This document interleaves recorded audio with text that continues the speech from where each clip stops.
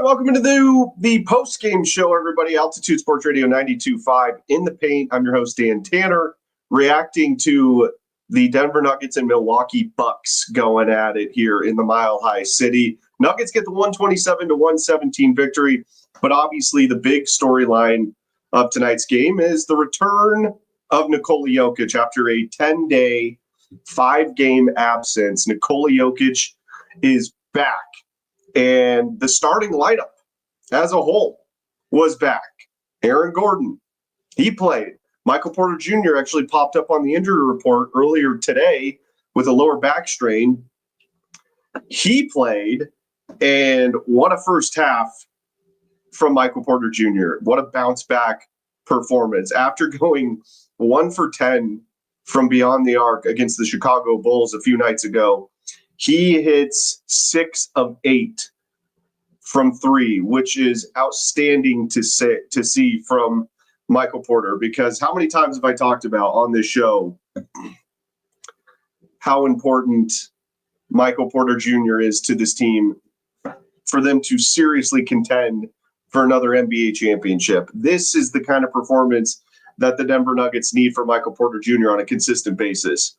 Now, he did have a pretty slow second half, which I didn't love.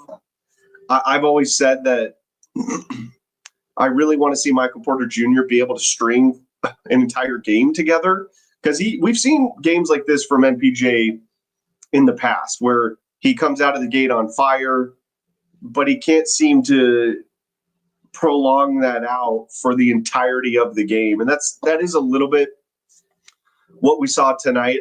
Honestly, I just think that the team wasn't really looking for him a whole lot in the second half for whatever reason. But he ends up with 23 points. Like I said, 7 of 9 from the field overall. He only took one shot that wasn't a three-point attempt. I mean, you could tell that Michael Porter Jr. came into this game with the mindset of, I'm shooting the basketball and I'm draining some threes tonight, because it was really cool after the loss to the Chicago Bulls, where Michael, like I said, shot 1 of 10 from beyond the arc. I'll tell you what, this team had his back. Michael Malone said, I know that Michael Porter Jr. is going to get out of this funk. You had Jamal Murray and Christian Brown and basically everybody in the locker room after that game encouraging Michael and telling him, hey, we know that you're one of the best shooters in the world. Keep shooting the ball. So that was really cool to hear. And you could tell that Michael really kind of took that to heart and was encouraged by that. And I've been talking about how I think Michael has lost his confidence. Well, I'll tell you what, he looked pretty confident shooting the basketball tonight. That was great to see. That's what I was looking for more than anything to come back, because he is such a tremendous shooter that you had to think that it was going to come back eventually. But I wanted to see the confidence come back. Even if he still was struggling, I wanted to see him sort of just kind of backyard basketball, if you will, and let that thing rip. And that's how we started the game this evening. So that was absolutely excellent stuff to see from Michael Porter Jr. Great to see. Now, the question becomes, can he continue this? Is this momentum that he can build upon and really keep ascending into the playoffs? That's the next step for Michael Porter Jr. But I tell you what, and especially on a night where Jamal Murray just didn't really have it going, especially early on. He got a little bit better as the game went along into the second half, but the first half, I think he took 3 shots total. So the majority of the shots actually came from Nikola Jokic tonight. And we'll get to Joker in just a second, because he was absolutely phenomenal. Gets another triple-double in his first game back. But, there's going to be games like this down the stretch and in the playoffs where Jamal isn't going to be lighting it up every single night. That's where the Nuggets really need a guy like Michael Porter Jr. to take over that scoring role when Jamal doesn't have it rolling.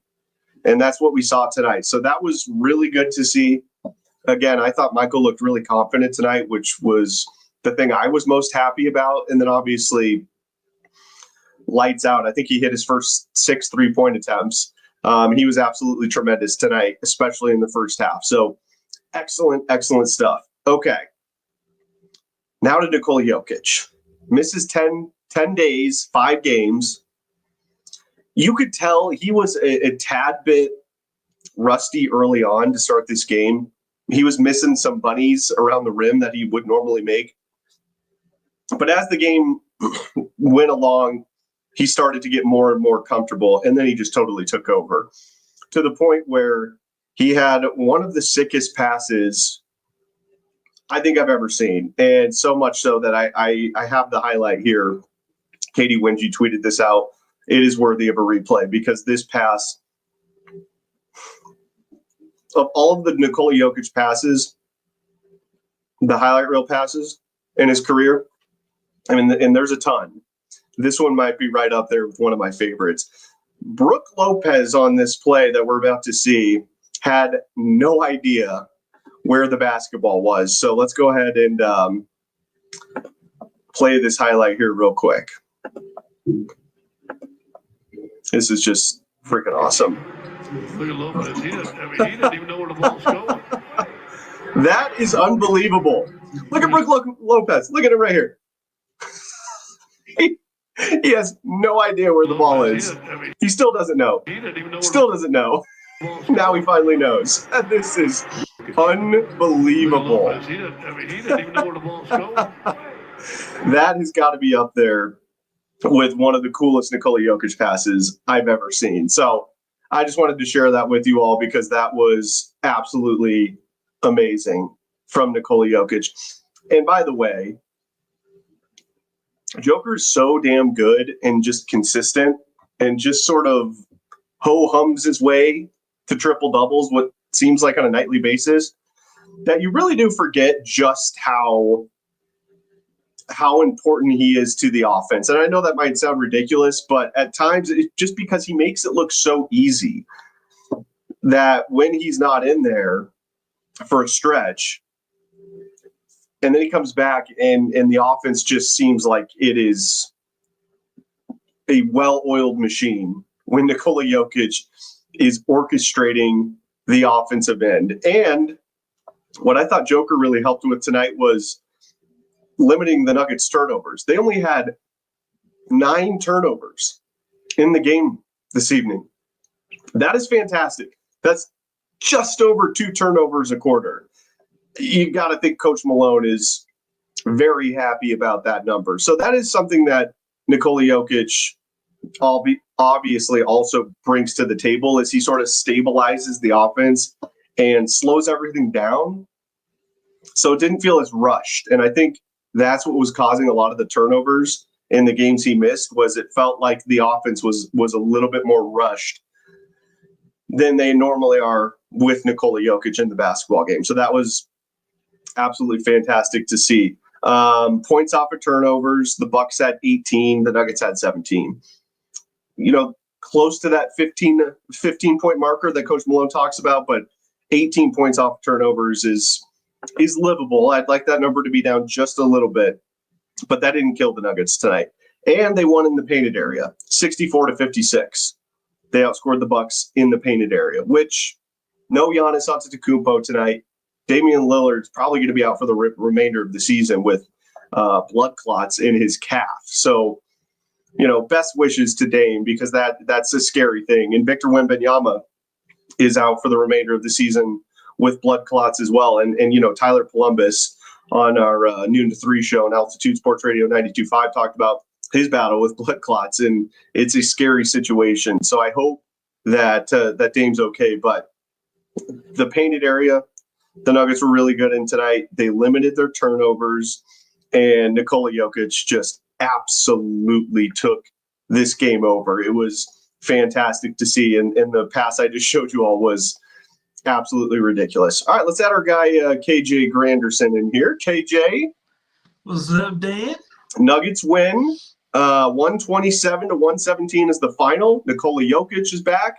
after a 10-day, 5-game absence. Mm-hmm. The starting five was back together. I really hope that the starting five is able to play the rest of the regular season to just try to get as gelled as they possibly can before the playoffs. I hope that's the case. We will see. Who knows with Aaron Gordon, especially.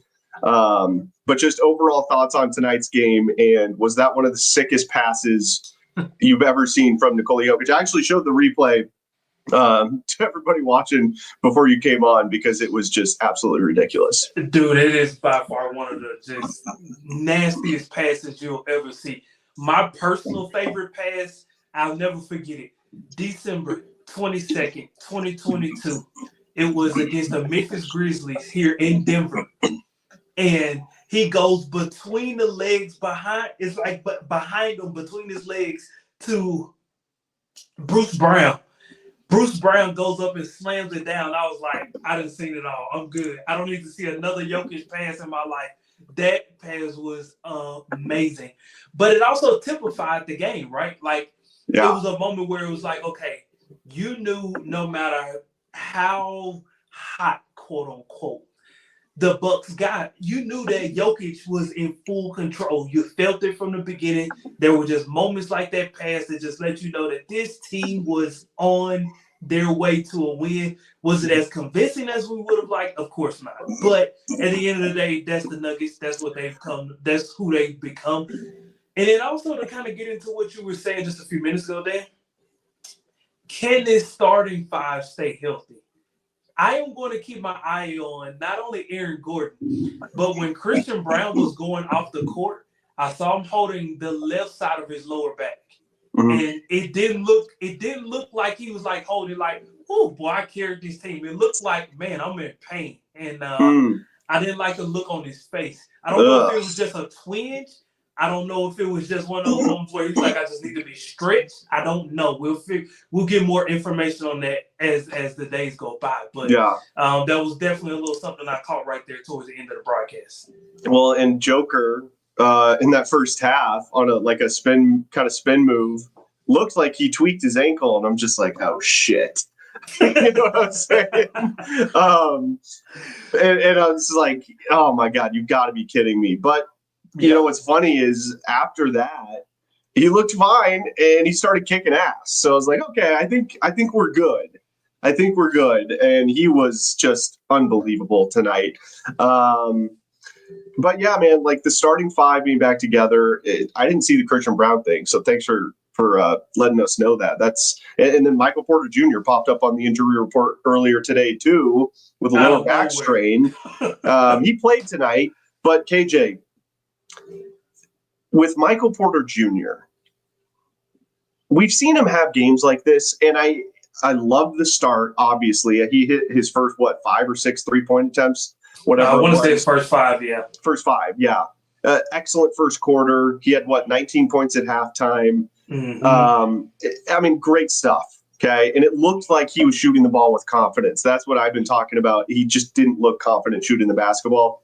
Right. You could tell. I think he came into this game with a mindset of like, I'm just going to shoot the ball, and that with confidence, no hesitation, which was great to see. But there's still that one little bothersome thing for me is he can't seem to put it together for 48 minutes. Because the second half he kind of was non-existent. He did hit a big 3 late in the fourth quarter to pretty much end it, which was great.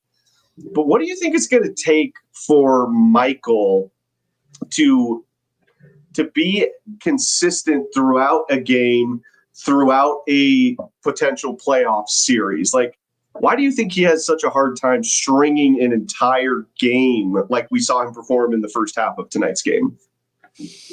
Oh, man. So I think it's a combination of things. But I said earlier, it didn't look like the team was really looking for him a whole lot in the second half. Yeah. I think they were trying to get Jamal going a little bit. But, dude, he was on fire. They should be drawing up plays to get Michael open on, pick and pops. And I just that was a little weird to me that I didn't see them really try to get Michael the ball in the second half to see if he could continue his hot shooting. No, I mean, me and you see it the same way. Look, that's you took one of my two. That's one of my two. Is I don't think they were looking for him in the second half. But the other thing is, I also don't think MPJ goes to either the coach or Jokic and say, "Hey, let me get one right here. Hey, let me get one right here. Hey, you see me on this back cut, like, or hey, y'all set a screen for me right here. I think I see something. My guy, he's sagging off. Like, there's just nothing strategically or schematically that they do to kind of like set MPJ up for success. And MPJ has to sometimes get a little bit more vocal. My problem with him is he's not vocal on the defensive or offensive side. And I'm like, what are we doing, bro? Like you play basketball at the highest level. At some point, man, you got to advocate for yourself and say, guys, if I'm hot, man, just give me a couple, man. Let me see if I can, kind of see if I can, take us over the top. Because at the end of the day, that's what made this team great during the Nuggets championship run was the guy who was hot, more times than not, they were going to lean into him until he turned cold. There were so many times where Jamal was just on fire against the Suns and against the Lakers, and that one game he had against the Heat where they just leaned into it. Jokic, they leaned into it. MPJ against the Lakers, when he was hitting multiple threes in a row, they leaned into it. And I'm like, you got to lean into it. You got to keep going. Yes. And they just, unfortunately, they have this thing where they're like, they'll let you take a couple of shots if your name is not Nikola Jokic or Jamal Murray or Russell Westbrook. But then after that, man, it's time to get back to our standard Nuggets offense. Mm-hmm. Don't you dare get outside of this Nuggets offense or else, buddy. Like, that's kind of how they act sometimes. I'm like, calm down. It's going to be all right if another guy gets hot, okay? Tell him, KJ. Okay, so, no, but that was great stuff from Michael. Again, the only thing that really kind of bugged me was the lack of production in the second half. I really would like to see a game where Michael's able to put it together for an entire game. And not just that, like I said, like now let's work on an entire 48 minutes. Then we can let's do 2 games in a row of that, 3 games in a row, a playoff series. That's kind of what I'm hoping he is ramping up for. We'll see what happens. I don't know how Nuggets fans are going to feel about this, but man, Russell Westbrook, KJ, he looks damn near unplayable right now. I don't know what else to say. I mean, he did only have 1 turnover tonight, and I've kind of been crushing him because he's turning the ball over way too much. Now having Joker back. That's because the people who are doing the stats were being nice. That's why. You think so, huh? Well, look, if this was an away game, he would have had more than 1 turnover. Oh man, he would have had about 5. I'm just telling you. Man, I'm trying to figure out what Russ's role is going to be in the playoffs, because obviously he's going to play. But let me throw out a scenario. Julian Strawther comes back towards the end of the regular season, playing pretty good. They need shooting off the bench. He's their best shooter off the bench. Yep. And he looks like he's good to go for the playoffs. So Peyton Watson, who has been phenomenal over the last month or so, really since coming back from his injury, he's been fantastic on both ends of the floor. So that's been a huge boost to the Nuggets bench. Great to see, because they need him to be producing on the offensive end, which he is. So he's going to be in the playoffs for sure, no doubt. Right. I would guess Julian Strawther. And I do think we're going to see DeAndre Jordan get some minutes in the playoffs. How many minutes? I have no idea. And this might be a thing where we see him for a game here or there, then he doesn't play for a couple of games, and then he's back in. I mean, I don't know. It depends on what Coach Malone's plan is for how many minutes he wants to play Nikola Jokic. And I get a lot of it's matchup based as well. But if those 3 guys, DJ, Julian Strawther, Peyton Watson, that's an 8-man rotation. Yeah. Malone doesn't really typically go more than that in the playoffs. What do you think is going to be Russell Westbrook's role in the playoffs? Do you think he'll play 24 minutes tonight? Do you think we're going to see him playing those kinds of minutes in the playoffs? Yes. I forgot to add in Jalen Pickett too. He might play a little bit in the playoffs. He may. Here's what's interesting, Dan. Russell Westbrook was brought here because Nikola Jokic likes him, and I think he's grown on Malone. Malone doesn't love the turnovers, of course, but he can't say that out loud. We all know he doesn't love the turnovers. So he should say it out loud. Well, I hope he does one day, but I better not hold my breath.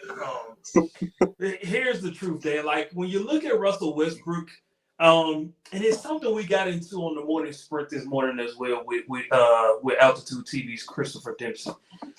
You just gotta live with it, man. That's just part of the experience when it comes to Russell Westbrook. You just gotta live with it because he's going to turn the ball over. He's going to play 110 miles per hour, and that's just who he is. The guys around him in the playoffs, and this is easier said than done, but the guys around him, they can't afford to make mistakes. That's where things start to compound because the difference between him making mistakes and the guys around him making mistakes could be the difference between Jokic playing 42 to 44 versus Jokic playing 36 to 38 in the playoffs. And I'd much rather have him be around the 36 to 38 marker because, dude, if he's playing 42 minutes or more, that probably means that the Nuggets are in a very close game or down, right? Very much so. Yeah, I don't know, man. And look, there has been stretches this year where I think Russ has played very well. In fact, he's not shooting the three ball well right now. He did hit a corner three tonight. I think that's where he needs to. If he's going to shoot threes, he's got to stay in the corner because he's able to hit those. The ones from the top of the key, good luck. But there has been stretches where he's played pretty well off the bench for this team. And there's been stretches where he and Nikola Jokic earlier on in the season, KJ, if you remember, the two-man game between Russell Westbrook and Nikola Jokic was the best thing that the Nuggets had going on the offensive end. It was the best thing since Mike Cornbreed. That's right.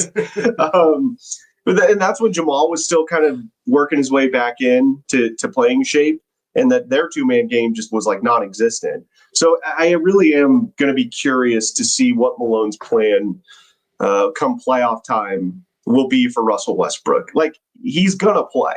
Yeah. I don't think there's any doubt about that. But how many minutes will he play? Is he going to get more minutes than Julian Strawther? Is he going to get more minutes than Jalen Pickett? I mean, probably. But it's going to be interesting, man. It's going to be interesting. Go ahead. Let me bounce this off you, Dan, because though I agree Julian Strawther will see some minutes in the playoffs. Because they need shooting off the bench. And he's their best shooter off the bench. Yes, they need shooting, but I think it's all impending upon what does Michael Porter Jr. give them. If Michael Porter Jr. is consistent from three and he's shooting well, I think that potentially limits what Julian Strawther's effect on the game could be. Because I don't think Malone is going to be playing a game of let me put my team in position to stretch the lead. I think it's your starters get you a lead. Can your bench keep the lead? And then can your starters stretch the lead just a little bit wider? And can the bench not let the bottom fall out before the 9-minute mark of the fourth quarter? And then after that, you ride the starters home. I think that's kind of going to be what we're looking at come playoff time with the Nuggets. So I think it's all going to be dependent upon what does MPJ give them. That will determine Julian Strawther's effectiveness and his minutes. Because if MPJ is cooking, I think Malone will tend to just lean towards his 8-man rotation, which, like you said, will be some combination of either Russ or Julian and then Peyton Watson and then DJ. Yeah. No, that's fair. It really is kind of insane, like how big of an X factor Michael Porter Jr. is for the Nuggets.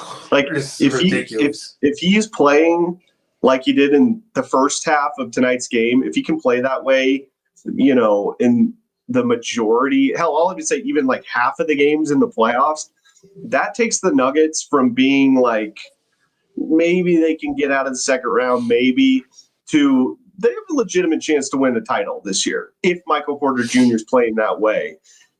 I really do think, because this is all with a caveat, KJ, you know what you're getting from Joker. He's going to be great. Right. I would say that we've seen enough from Jamal Murray in the playoffs over the course of his career to trust him to perform come playoff time, which I think he will. So with those two caveats, and you know what you're probably going to get from Aaron Gordon and Christian Brown. Right. So Michael Porter Jr. to me really is the difference of this team being, second round kind of as their ceiling to they have a legitimate chance to win a championship. That's how important I think Michael Porter Jr., his performance, specifically his outside shooting, is to the Denver Nuggets. Does he know that he's that important to the Denver Nuggets? That's a good question. I mean, I would hope so. I would hope so too. And I think he actually, I think he does, because I was talking about this before you came on, KJ, but it was actually pretty cool after the Bulls game where he shot 1 of 10 from 3. Just terrible shooting night.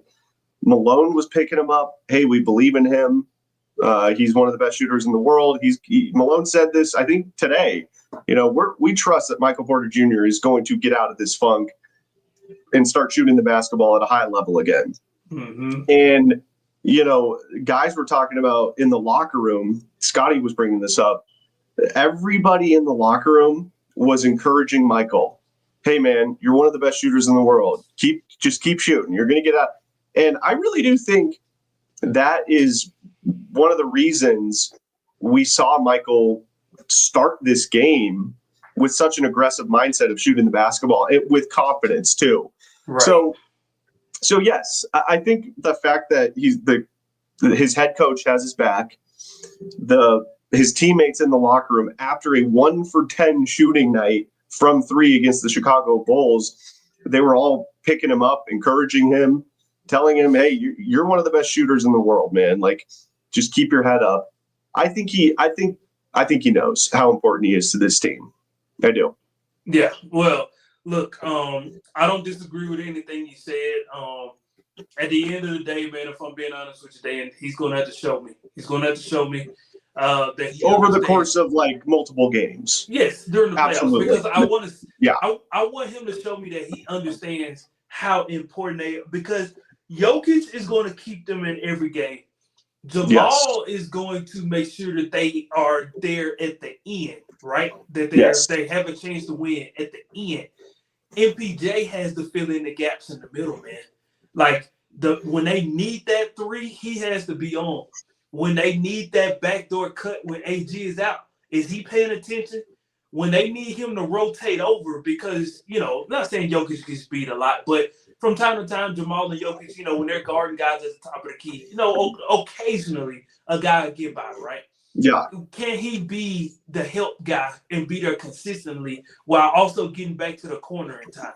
And it's just like little stuff like that. Can he pay attention to detail and lock in just in a very, very, very, very important moment where he just doesn't cost the team? Because at the end of the day, that's what's been a knock against him over the years, and going back to the championship run, there were times where if he wasn't on offensively, Christian Brown was the one that was closing out games. And it was like, golly, man, for a guy you're paying that much money to, you love to see him close out a game, but such is life, I guess. Yeah, and that's when Christian Brown was in his second year, Yep, exactly. And you're right. He was brought in for defensive purposes. All right, KJ, let's take a listen to Nuggets head coach Michael Malone. He spoke to the media after the Nuggets win over the Milwaukee Bucks.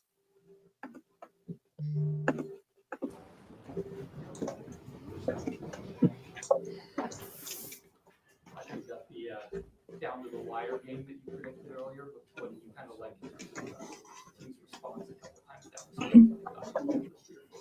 Yeah, they cut it to 3. I forget exactly what was on the clock. It seemed like every time we put a good stretch together, they just chip away, make a big shot, make a big three. We'd have a breakdown here or there. And then I loved our response. I think we went on a 9-0 run. Um, Tremendous offensive execution. Took our time. We were poised. We got what we wanted. To have 36 assists, only 10 turnovers is a great number. And to get 20 on transition to their 5, another great number. But um, yeah, I liked our defense in the fourth quarter was by far our best defensive quarter, only 25 points. The second quarter obviously was 37 with a depleted roster. They had a lot of shooting out there, but sometimes you just got to stay with it. I think tonight was one of those games where you're working Nicola back in, who was outstanding, 39, 10, and 10. He broke his own record for most triple doubles in a season. Wow. Which is incredible. I thought CB was outstanding, 19, 10, and 6. Jamal, 6 assists, no turnovers. So a good win. Peyton Watson played really well. Aaron never got into a rhythm with the foul trouble, but now we just got to turn the page and try to get ready for Utah and protect our home court.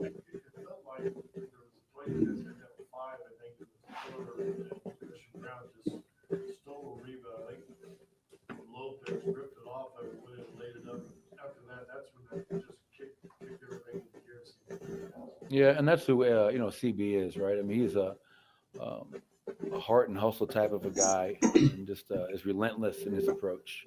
I mean, tonight he played 38 minutes and impacted the game across on every stat. He was impacting the game in a positive way. So loved his energy and effort, and to come up with big baskets like that. He had a big one too. I think he got a tip dunk one time on a miss. So CB was great, and I think maybe that was our 21st time the whole year where we started that lineup, which is kind of crazy when you Wow. think about it. We have 8 games to go. A lot of things we can clean up, we can improve upon, but it was good to get a win after a tough loss against Chicago. How encouraging for you to see BJ's bounce back, and were those early shots by design? He got going early. Yeah, I mean, we talked about it pregame when I was in here, and obviously we knew that he had not been shooting the way we've become accustomed to seeing him. And I had zero doubt that he would find his rhythm because he's too good of a shooter. And it was great for him to get off to that start. 6 of 8 from 3, ultra efficient, 10 rebounds on top of it, 3 steals. Just had a complete basketball game. But Michael's a really key part to this team, and when he gets going like that, and you know what you get in Nikola Jokic and Jamal Murray, we become a really tough team to guard. What is first time in a couple of years you guys have been the advantage of that, especially Well, it was hard to judge tonight because AG got the 2 quick ones, took him out, started him in the third quarter, started him in the second quarter rather, and then he picked up his third right away. So he had 0 rhythm in that first half. And then second half you sit a lot of the first half on the bench. But what I do know is when we are healthy, that lineup has won a lot of big games. They know what it takes on both ends of the floor. They know each other. They have just great chemistry and confidence in one another. So that's what I like about that group with 8 games to go is that they've been through a lot of battles, and they've won a lot of battles. And we're going to need them to continue to play at a high level as we try to find a rhythm with that group going into the postseason.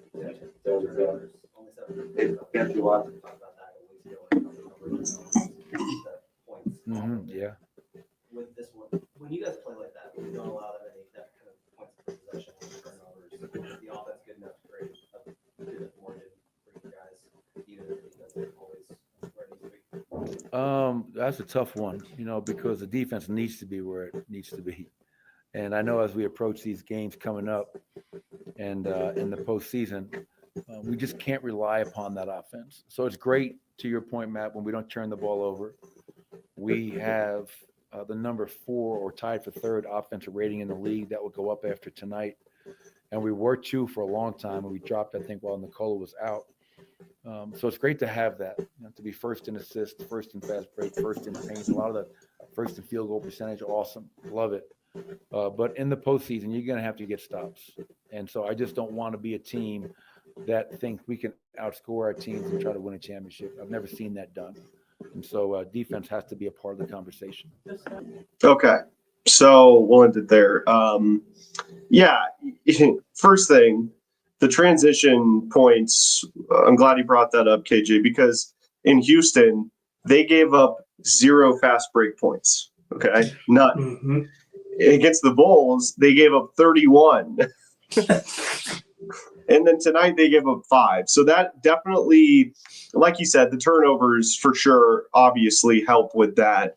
But what he said at the very end there, Malone is 100% right when he says that.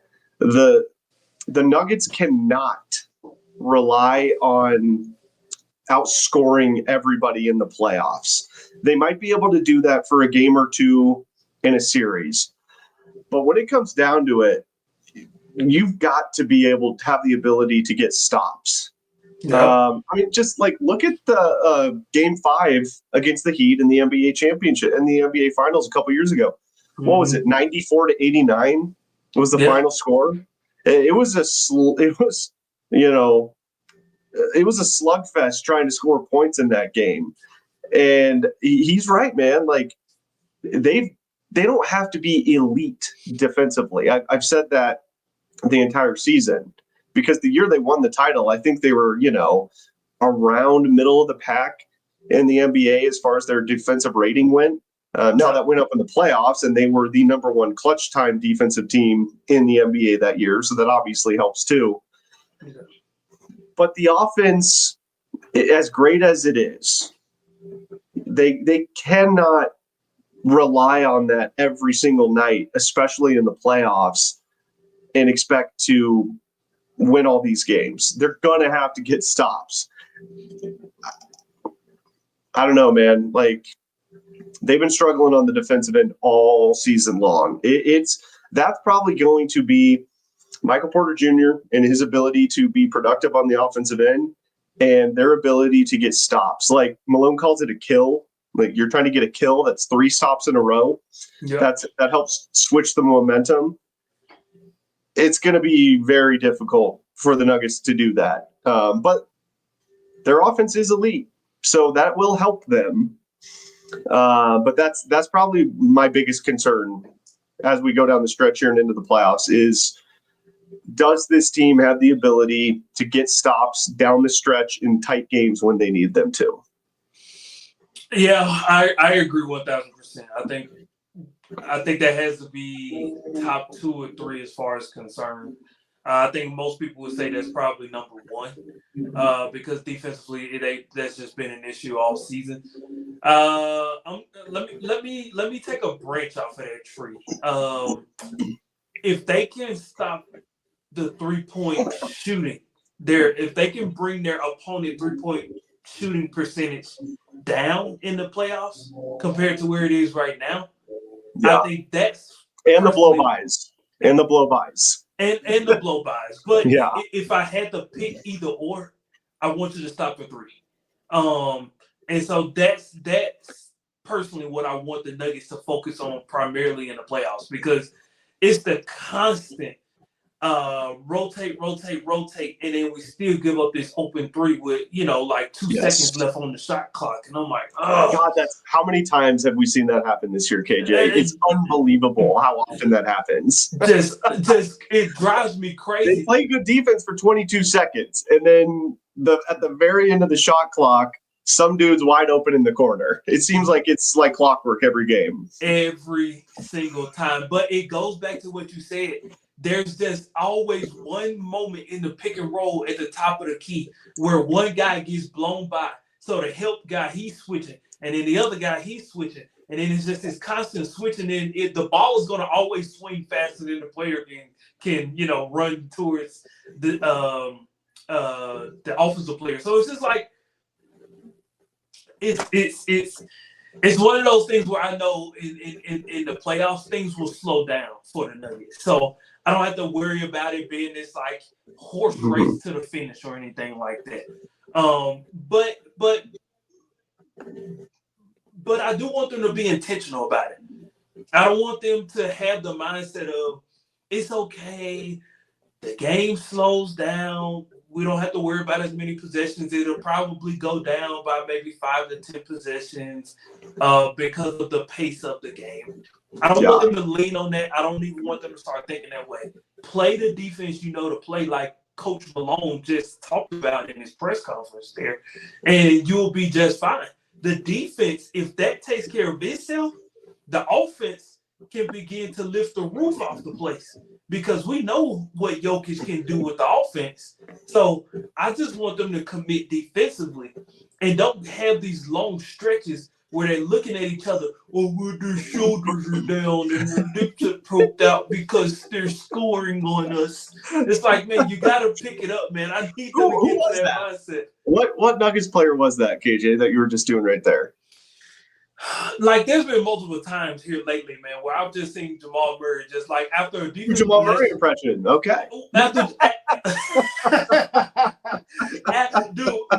Dude, they give up another. They give up their 25th three of the game, right? Yeah. And then Malone calls his third raise timeout of the half, and then here's Jamal just like going back to the bench and just like golly man, and I'm just like, no, you can't golly man me, man. Just play defense, bro. Speaking of rage timeouts, Doc Rivers. Oh my God, dude! I was rolled my eyes at that begging for a technical. That was pretty interesting, KJ. Doc was obviously trying to get a technical. I mean, he called 3 rage timeouts in under a minute of game time, screaming at the ref. And Scott said on the broadcast that I think Scott said this, where he basically said the ref told him, I'm not giving you a technical. This is not happening. I don't think I've ever seen a coach get that heated with a referee and not get a technical. Kudos to the ref, man. Cooler heads prevailed there. He refused to give Doc Rivers a technical. I would like to see that more in the NBA, by the way. Some of these refs are way too sensitive, but that was interesting. Doc was heated. Very, very, very, very, very, very. And I get it on that one play where I want to say it was Green that ended up getting switched off on Nikola Jokic, and their arms get tangled up or whatever the case may be. I understand Doc kind of making his case there, but it was just other instances within the game where I'm just like, Doc Rivers, you gotta stop, bro. You gotta stop. They're not listening to you. They don't care about anything you're saying.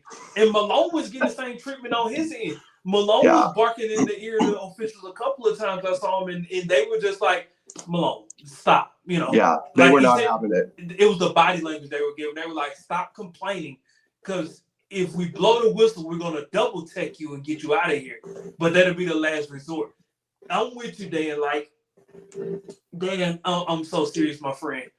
I wish these referees just had the cojones to make these players and coaches suffer instead of giving them what they want, because what they want is every foul call. What they want is a technical. What they want is this and that, and they want you to, clean off their shoes and make sure their powder is there and make sure the Gatorade cooler's filled up before they come back out at the half.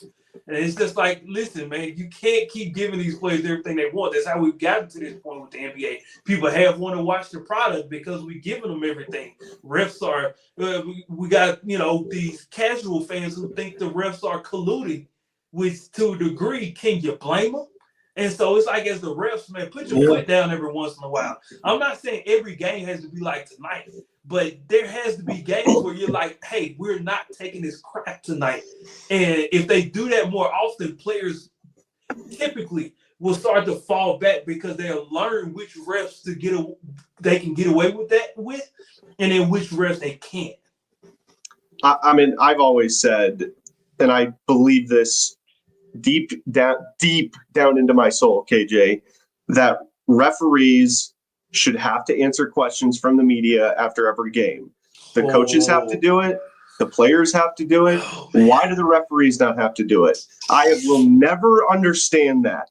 And I'm not just talking about in basketball. I'm talking about in every sport. They need to explain to fans hey, this is why we made this call. I will. That is going to be on my tombstone when I'm dead, KJ. That referees need to take questions and answer questions from the media after games, because the fact that the players and the coaches are required to do it and the refs aren't, it doesn't make any sense. No, Now, I agree. there weren't any calls tonight that I thought were like egregious, but that I'm like begging for answers to my questions. But there are tons of instances throughout an NBA season where I'm like, I would just love to know, like, why. I want to know the why did you make that call? Maybe I'm missing something. Educate me. Educate the fans. Yeah, man. I've always said that. Look, I think the NBA is set up to protect the refs. So they could easily get away with every press conference saying something along the lines, maybe not these exact words, but something along the lines of, I would need to check the tape, so it's kind of hard for me to answer that question right now. Check the tape. Well, they made the call. They should know what they see, right? If they have to check the tape, then why are they making the call? Well, me and you, as part of the media, we see it that way, but we know that, like I said, the refs are protected by the shield known as the NBA. So they don't have to answer anything. They don't have to. Well, I get it, but I'm saying they should have to. Well, even if you set it up to where they should, I don't think they will, because at the end of the day, if the NBA can come back and protect you with the the L2M report? Last 2 minutes. Yeah. If the NBA can come back and protect you with that, why would you give away valuable information? I think it would be a great opportunity in a way for the league to educate fans more on why they're making these calls. Like, give the fans some clarity, because at least we can understand. We might disagree with it, but at least we understand why you made the call. Right. You know what I'm saying? Mm-hmm. I don't think that's ever going to happen, by the way, but no, I think it should. And it's wishful thinking. I don't understand, like, why are sports leagues so protective of their officials? I don't get it. Like, protecting them from what exactly? Like, do they think it's going to take away from the integrity or the credibility of the game? Like, to me, if they're more transparent, I feel like that would help them out in the long run. Don't you think? I agree. It definitely would. But I'll just explain it to you like this, Dan. Integrity has never been a part of sports, so why would we expect it to be that case now? You don't think so? You don't think integrity's been a part of sports? I would say no. I mean, I'm not saying you're wrong. I'm just curious. Look, I can go from era to era in every sport and point out something where we're just like, that's a little fishy. And so I just think personally, sports, when that much money is involved, trust me, there's always somebody pulling some strings behind the scenes. That's one thing I've come to learn and know since being in media. But with that being said, I don't think the refs feel the need to have to step up to the plate and own it. I don't care what they feel. This is for the fans. You know what I'm saying? Like, who gives a crap what the refs feel like they're entitled to do or not do? I hear you, dude. I hear you. Me and you see it the same way. I'm just trying to tell you, this is why it's playing out this way. Because the truth of the matter is, if that was the case, the refs would have been giving us answers 20 years ago, before we had camera phones. Good. Before we had all of this technology, right?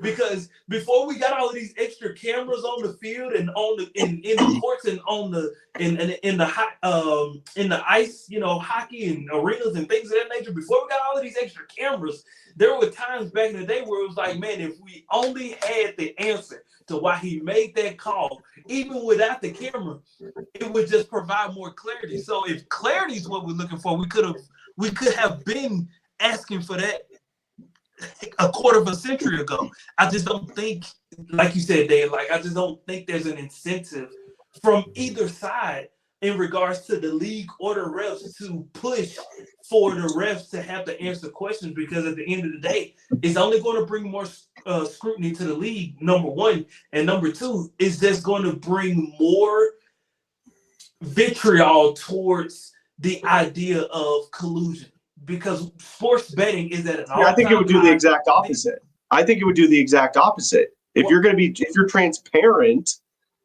I think there would be less vitriol and less fans thinking that there's collusion, because at least you're getting an explanation. KJ, it's like, it would be like if you got dumped by your high school sweetheart, right? Out of the blue.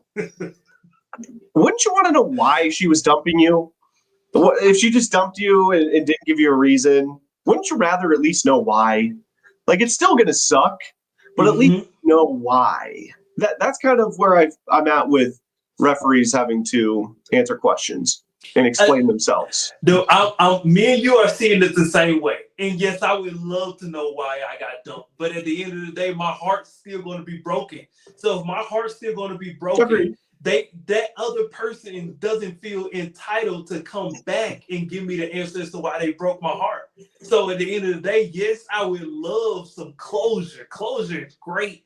Everybody would love a little closure in their life, all right? But every relationship can't end in closure. So if we're bringing it back to the sports playing field with that same analogy, I just don't think the leagues feel entitled to provide you with closure at the end of games. It's that suspicion. It's that drive to wonder, why did that happen, that keeps you coming back. Will it happen again the next time I go to a Nuggets game or an Avs game? I think the leagues kind of think like that. Psychologically, they're all messed up, okay? They're all messed up in the head by this money, okay? They're all in bed with the DraftKings and the Circles and all of the other people that support all of this stuff. They're in bed with them. And psychologically... Unfortunately, we saw an example of that last year. Well, that is just the God's honest truth, okay? And it's going to keep happening. It's going to keep happening. So we saw it happen last year, unfortunately. Yes, and I'll never forget. You know what I'm talking about. I know exactly what you're talking about. I know exactly. And as a matter of fact, I'll never forget. It was Tyler that talked about it in 2023 when things were like really starting to ramp up. Tyler was, emphasizing, like, in sports, how do you stop the players from wanting to feel this rush that everybody else is feeling by being empowered by these sports books? And I just think at the end of the day, the refs are empowered by the sports books, the leagues are empowered by the sports books, and to a degree, the players are empowered by the sports books. So, well, I mean, the NBA dealt with this with Tim Donaghy. Remember? They sure did. I do. I remember that. It was the worst situation in sports, honestly. Way worse than the Pete Rose. KJ, I am not allowed to bet on the NBA. That's how seriously the NBA has cracked down on. I had to go through a training course from the NBA on not betting on basketball. Like, to the point where in the training course, they said, even if like a buddy of mine said, hey, what do you think of the Nuggets line or whatever tomorrow night? I'm not even technically allowed to give advice to a friend. Like, that's how strict the NBA is with their gambling policy, especially after the Tim Donaghy stuff. So it is a little surprising to hear that you think that it's sort of the fix is in a little bit. I think there are certain instances around the league. I mean, I know there are, because we saw this play out last year with a certain Toronto Raptors player. But I don't think it's like rampant throughout the league necessarily, because they are so. How do you get the players to not want to feel the rush? Well, you've got to have severe punishments, and the NBA does. I mean, I agree. The NBA has done a great job of cracking down on that kind of stuff. But I guess what I'm ultimately saying, to not get too far away from the point, is if they gave you too much of an inside look as to how your favorite food was made, I don't think you would enjoy it the same. And I think that's what the leagues are whether by hook or by crook, are trying to protect us from by not allowing us to have access to the refs. Because if the refs were as candid as you think they are, I'm telling you, it would only bring more suspicion and more thoughts of collusion to the forefront. Because if they fully explain why, and then you go back and pair it with their explanation compared to the video, people are going to be like, well, how can you stop me from thinking that way? This ref just said the dumbest thing I've ever heard when it comes to an explanation for a foul. And so, I just think the league, if they allowed the refs to speak out the games, I just think they would be between a rock and a hard place. Yeah, I mean, you're right. Like, if they were truly transparent, like, the refs in the league will never admit this, but that certain refs have biases towards certain players. Of course they do. Like, the number one player by far and away is LeBron James. Of course. And I'm not even necessarily saying it like that. I'm saying it from the perspective of the players that bark at them all the time and complain about every foul. Like, after a while, even subconsciously, if you're a ref, like, you're gonna be like, all right, I really don't like this dude. If there's a 50-50 call, he's not getting the benefit of that call. You Right. know what I mean? Like, I do think that happens. Man, would that be entertaining though? To hear a ref after a game? Why'd you make that call on Jamal Murray?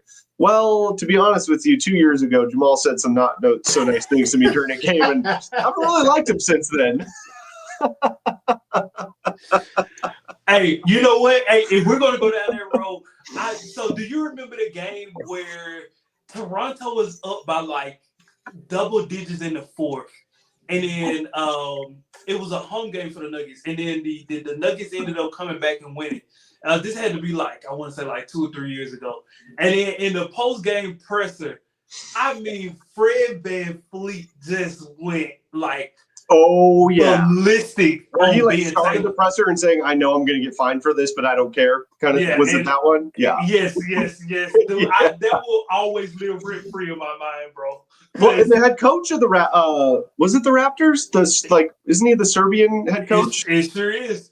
Scotty Barnes is the best player in the league. It's a complete crap. It's a complete crap.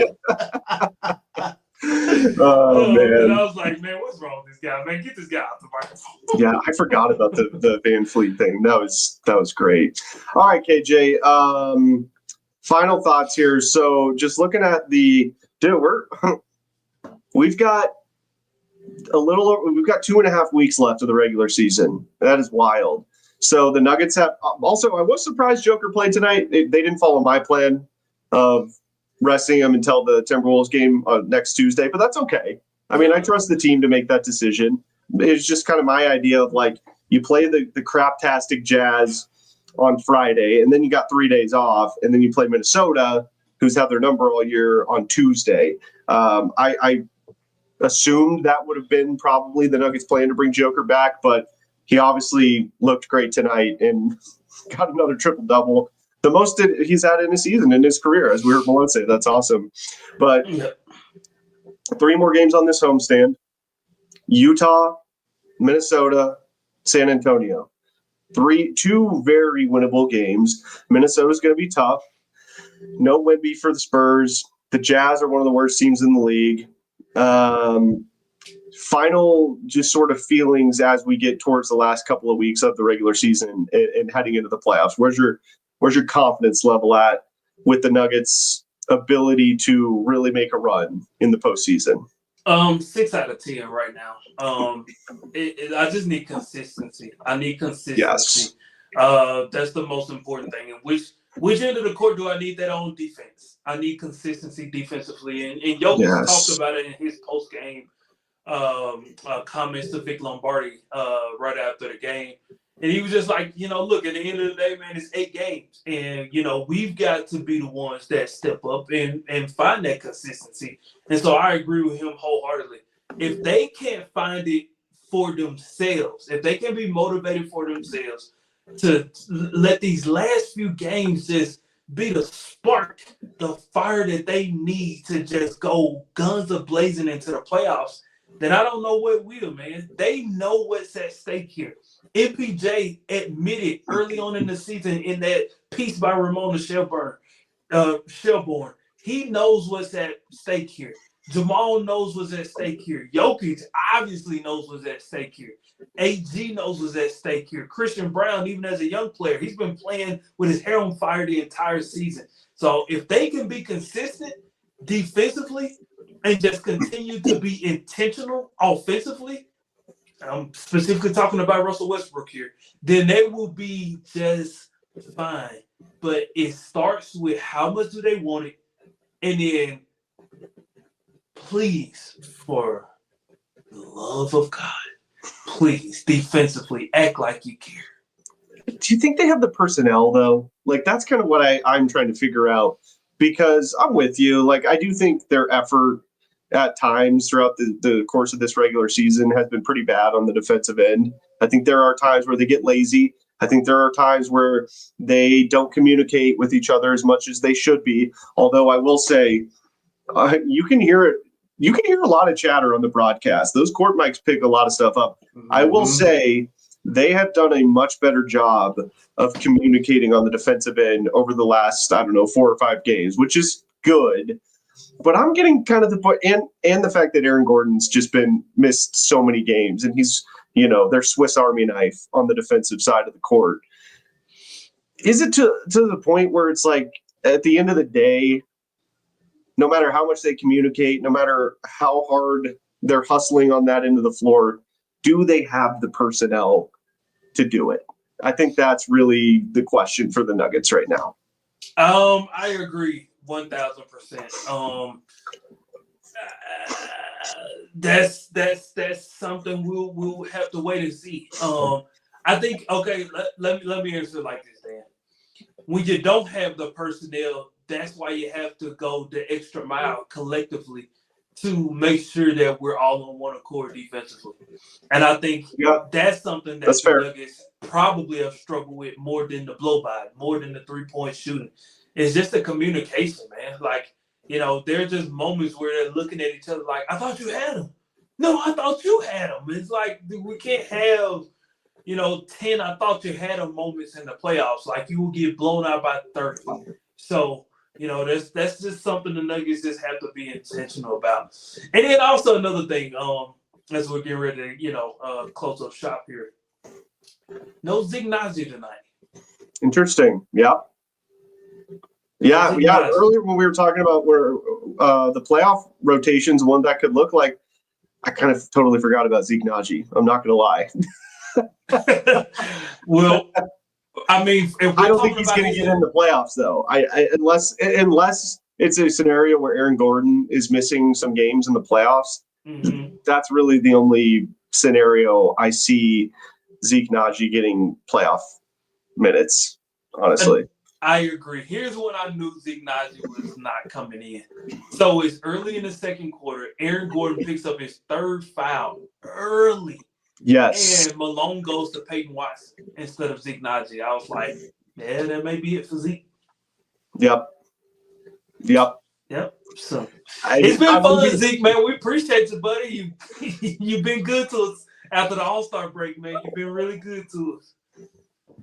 Okay. He's had his moments. Yes. He has got to have the hardest bricks for hands I think I've ever seen in my entire life. Him and MPJ is ridiculous. Michael too, actually. That is true. I think MPJs are a little softer, but Zeke Naji would not be a good tight end or wide receiver in the NFL. That is for sure. He would be. He would definitely be on the defensive side of the ball because there's no way he is able to consistently catch a football with those hands. I refuse to believe that. No, like his NFL equivalent would be former Broncos tight end Noah Fant. Like. He can't break any tackles. Sometimes he catches it. Sometimes he doesn't. He's fast. When he's got it, when he's got his momentum, he's doing good things. But it just takes him a while to kind of get some momentum going. So, All right, KJ. Great stuff. Loved the Jamal Murray impression, as terrible as it was. It did make me laugh. And I appreciate you coming on the show, man. We'll be back on Friday night for Nuggets and Jazz. Yes, sir. We sure will, man. Appreciate you having me, Dan.